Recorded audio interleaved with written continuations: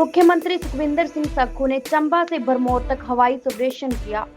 इस सर्वे के जरिए उन्होंने बारिश और भूस्खलन के प्रभावित क्षेत्रों का जायजा लिया। इसके बाद उन्होंने कल सुई इलाके का दौरा किया और पैदल चलकर उस रास्ते की स्थिति देखी जिससे होकर मनी महेश यात्रा के श्रद्धालु गाड़ियां तक पहुंचते हैं। मुख्यमंत्री ने रास्ते में श्रद्धालुओं से बातचीत की और उनकी समस्याएं सुनी। स्थानीय लोगों द्वारा मोबाइल से रिकॉर्ड किए गए वीडियो भी उन्होंने देखे जिससे उन्हें मौके की स्थिति की जानकारी मिल सके।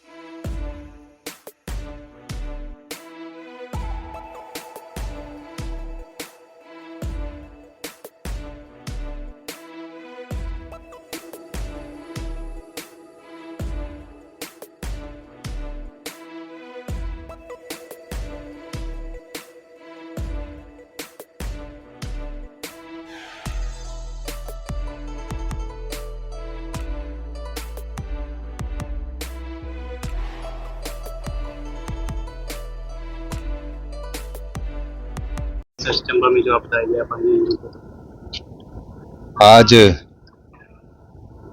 मैं खुद इसका जो चंबा में डिजास्टर हुआ उस संदर्भ में आया हूँ। इससे पहले हमारे राजस्व मंत्री जो कि पैदल ही इस रास्ते को खोलने के लिए चंबा से भरमौर के लिए निकले हैं और पीडब्ल्यूडी मंत्री यहाँ हैं और पीडब्ल्यूडी मंत्री सारे कामों का जायजा ले रहे हैं। यहाँ वो एक दिन रहेंगे और जो भी रोड डैमेज हुए उसका पूरा आकलन करेंगे। आपदा इस समय पूरे प्रदेश में आई हुई और मैं अभी मंड क्षेत्र का भी हाल देख रहा था, वहाँ भी हमारे इंदौर और फतेहपुर के लोगों को बहुत फसलों का नुकसान हुआ है। इवैक्यूएशन हमने वहाँ करवा दी थी और जो मनी महेश यात्री है उन यात्रियों को हमने सही सलामत पहले उन्हें भरमौर लाया गया मनी महेश से। उसके बाद यात्रियों की मांग थी कि हम पैदल चलते हैं। जब हम मनी महेश के दर्शन के लिए पैदल आए तो हमें पैदल जाने की सुविधा प्रदान की जाए। तो पुलिस के साथ हमने जो यात्री आना चाहते थे, युवा यात्री भरमौर से चंबा के लिए जो चाहते थे तो उनको हमने भेजा और जो यात्री तो मौसम साफ हुआ तो इवैक्यूएट करवाए हेलीकॉप्टर से। और जैसे ही क्योंकि अभी हेलीकॉप्टर में भरमौर का वो जा रहा था, भरमौर में हेलीकॉप्टर नहीं उतरा। 2-3 बार हमने उसका प्रयास किया, भरमौर में हेलीकॉप्टर नहीं उतरा। और जो रोड डैमेज हुए हैं उसके लिए मेरी माननीय सुबह पीडब्ल्यूडी मंत्री जी से भी बात हुई है, राजस्व मंत्री जी से भी बात हुई है। तो सब प्रकार की सुविधा और प्रशासन को अधिकार ये दिए गए हैं कि जहां पोक लाइन है पोक लाइन लगाई जाए, जहां जेसीबी है जेसीबी लगाई जाए।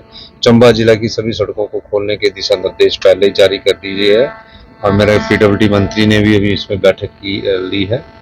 तो निश्चित तौर पर जब तक रास्ते खुल नहीं जाते तब तक वहां से आवाजाही बहुत कम होती है और जब मौसम साफ होगा तभी रास्ते खुलेंगे। जब मौसम साफ ही नहीं है तो रास्ते क्या होता है कि अगर हम पीछे खोल देते हैं तो लहासा द्वारा उसमें आके गिर जाता है। तो पहले तो मेन टाउन चंबा ही कटा हुआ था, तो पहले चंबा को ठीक किया गया कि चंबा और सारे रोडों को बारिश रुकने के बाद हमने पूरे युद्ध स्तर पर कार्य शुरू किया है। और निश्चित तौर पर अगर मौसम साफ रहेगा तो छोटे हेलीकॉप्टर के माध्यम से वहां से जो भी हमारे यात्री आए हैं, श्रद्धालु आए हैं, और उसको हम यहाँ से निकालें।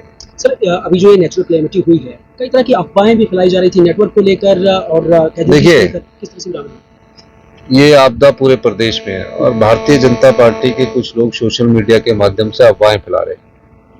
मैं खुद जुड़ा हूँ, पीडब्ल्यूडी मिनिस्टर यहाँ जैसे विधानसभा है वहाँ पहुँच के, हमारे राजस्व मंत्री, ऐसा कहीं दिखने को मिलता है कि एक मंत्री सड़क खुलवाने के लिए गया हो? कहीं देखने को मिलता है कि एक मंत्री यहाँ बैठकर बैठक कर रहा है? हमारे विधानसभा के अध्यक्ष विधानसभा में स्पेशल एनएचआई के ऑफिसर्स और पीडब्ल्यूडी के ऑफिसर्स को बुला के कह रहे हैं कि आप रास्ता खोलिए, और वो कल सवेरे हेलीकॉप्टर के द्वारा आना चाहते थे, लेकिन मौसम आड़े आ गया तो नहीं आ पाए, तो नीरज जी पैदल यहाँ चलकर आए। तो निश्चित तौर पर जो ये इस प्रकार की बातें कर रहे हैं, आपदा में अगर कोई उनके साथ खड़ा तो हिमाचल प्रदेश की सरकार खड़ी है, चाहे वो मनाली में आपदा आ रही है, चाहे वो कुल्लू में आपदा आ रही है, चाहे वो सराज में भी आ रही है, मंडी में आ रही है, धर्मपुर में आ रही है, करसोग में आ रही है। ये तो इस आपदा का से हमने जो 2023 में आपदा आई थी उससे सीख ली। इस समय जानें कम गई है, ये हिमाचल प्रदेश सरकार की मुस्तैदी है कि जानें कम गई है, लेकिन 2023 से ज्यादा संपत्ति का नुकसान हो गया है, सड़कों का नुकसान है बहुत ज्यादा अधिक है मेरी, और निश्चित तौर पर जो नेशनल हाईवे वो टूट गई है, लिंक रोड बहुत टूट गए हैं, पानी योजनाएं बह गई है, बिजली की योजनाएं बह गई है। अब एक चुनौती है, इस चुनौती को हम सब मिलकर लड़ेंगे और हिमाचल प्रदेश की जनता के साथ मिलकर लड़ेंगे, और आपदा प्रभावित परिवारों को बसाने का दायित्व हमारा है। जहां मकान उनके टूटे हैं उसे हमारे आपदा प्रभावित परिवारों को बसाने के लिए हम आर्थिक सहायता भी देंगे, और निश्चित तौर पर जो भी जैसे ही साफ होता है मौसम, सभी सड़कों को खुलवा दिया जाएगा। जैसे लोगों की धार्मिक भावनाएं जुड़ी हुई हैं, जैसे छड़ी देखिए, जाती थी, उनके लिए बिल्कुल आपका क्या संदेश रहेगा? मैं मणि महेश में हमारी सबकी हम धार्मिक आस्था है, और ये प्रदेश ही देवी देवताओं का प्रदेश है जहाँ सबकी देवी देवताओं की आस्था है। मेरा ये मानना है कि आने वाले समय में और मौसम खराब होने की संभावना जो मेट्रोलॉजिकल डिपार्टमेंट है उसने दी है। तो हमें जो लोग छड़ी यात्रा में जुड़े हुए हैं, मैं उनसे भी बात करना चाहता हूं। हम चाहेंगे कि जो बाहर से आए उनको उनके डेस्टिनेशन पर, जो बुजुर्ग है, माताएं हैं, महिलाओं को पहुंचा दिया जाए, और जो छड़ी लेकर वापस पैदल जाना चाहते हैं तो उसके साथ भी हमने इंतजाम किया है। जैसे भरमौर से जब लोग चले तो उनके साथ पुलिस वालों का जत्था भी हमने भेजा है, और ये नहीं है, जो लोकल पंचायत है उससे भी कोऑर्डिनेट किया कि लोकल पंचायत के अगर 3 किलोमीटर के दायरे में गाड़ी है तो उस गाड़ी में बैठाकर उनको वहां छोड़ा जाए, ये सुविधा भी दी है, और बसेस की सुविधा भी लगाई है। तो ये सब एक तरीके से किया गया है कि पंचायत प्रधानों से हमारे सब लोगों ने कांटेक्ट किया, और निश्चित तौर पर हमें खुशी है कि किसी प्रकार की जो नुकसान जानों का होना तो वो बच गया है। देखो, पहले मणि महेश से उनको भरमौर लाना है, भरमौर में खाने का इंतजाम, रहने का इंतजाम, छोटा सा हमारी तहसील है भरमौर, 10,000 लोग एकदम आ जाएं, 50,000 लोग आ जाएं तो इंतजाम करना, यही बहुत प्रशासन की चुस्ती होती है कि, और सरकार की चुस्ती होती है कि सबको रहने का इंतजाम किया। ठीक है, कुछ एक लोग होते हैं जो सोशल मीडिया के द्वारा राजनीतिक रोटियां सेकना चाहते हैं, वो अपनी राजनीतिक रोटियां सेकते हैं। अफवाहों से बचने के लिए कोई संदेश? अफवाहों से प्रदेश पूरा सुरक्षित है, कोई ऐसी बात नहीं है, और आपदा चंबा में इस बार काफी भयंकर आई है। मैं ये कहूंगा कि सोशल मीडिया पर न जाकर जो सरकारी बयान है उस पर जरूर जाए। अब बताइए कि मणि महेश की यात्रा को हमको इसलिए सस्पेंड करना पड़ा कि जो स्थिति बनी है उसके अनुसार करा। धार्मिक आस्था हम सब लोगों की है, तो कुछ लोग राजनीतिक रोटियां सेकते हैं, मैं चाहूंगा कि उनको इस समय आपदा में सब लोगों का साथ देना चाहिए।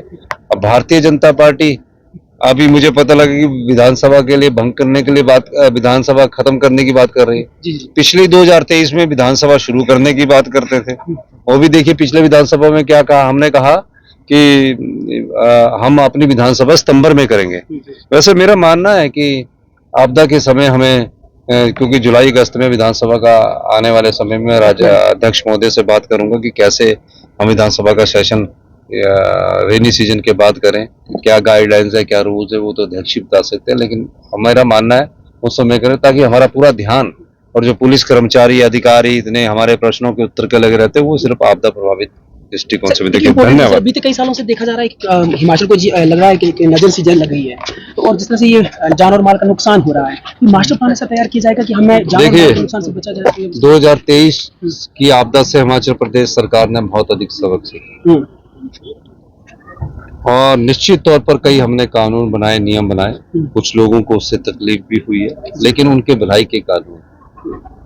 और जो ग्लोबल वार्मिंग है और क्लाइमेट चेंज है, इसका असर आज हिमाचल में दिखने को मिल रहा है, भविष्य में और पहाड़ी क्षेत्रों में दिखने को आपको मिलेगा।